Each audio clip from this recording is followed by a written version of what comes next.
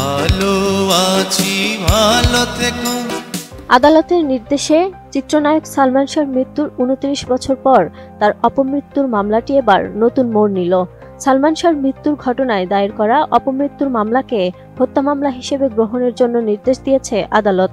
২০ October শুনানি শেষে ঢাকার ৬ষ্ঠ অতিরিক্ত মহানগর দায়রা জজ আদালত এই আদেশ দেন। আদেশের পরপরই চিত্রনায়ককে নিয়ে হত্যা মামলা দায়ের করা হয়েছে।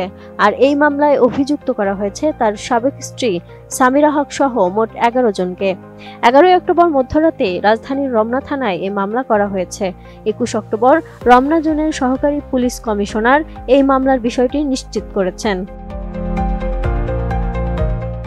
আমি বুঝি নির্মাণের শিল্প, সালাম স্টিল বোঝে ডিউরেবিলিটি। সালাম still, most durable still.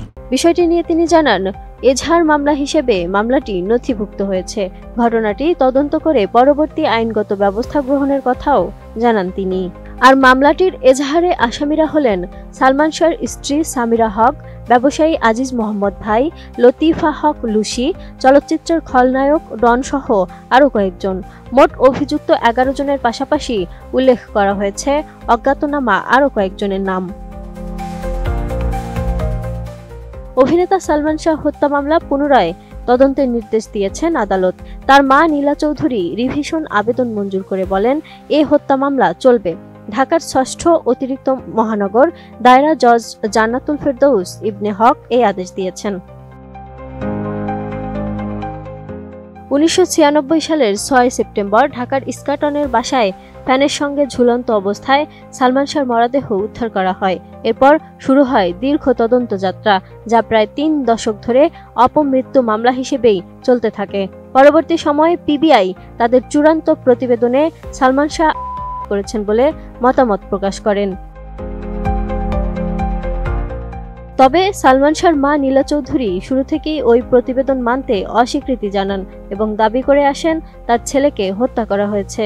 Salman Shah ভক্তরাও বরাবরই এই একই অভিযোগ করে আসছিলেন।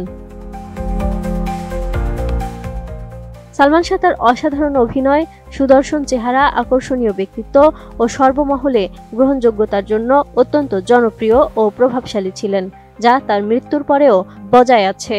তার পেশাগত অর্জন, ব্যক্তিগত জীবন, শৈল্পিক সম্ভাবনা, অকাল মৃত্যু এবং আকাশচুম্বী জনপ্রিয়তা সব সময় সংবাদ মাধ্যমে আলোচনার বিষয় হয়ে এসেছে। তুমি মোর জীবনের ভাবনা। Lima Sayanti, ATN news.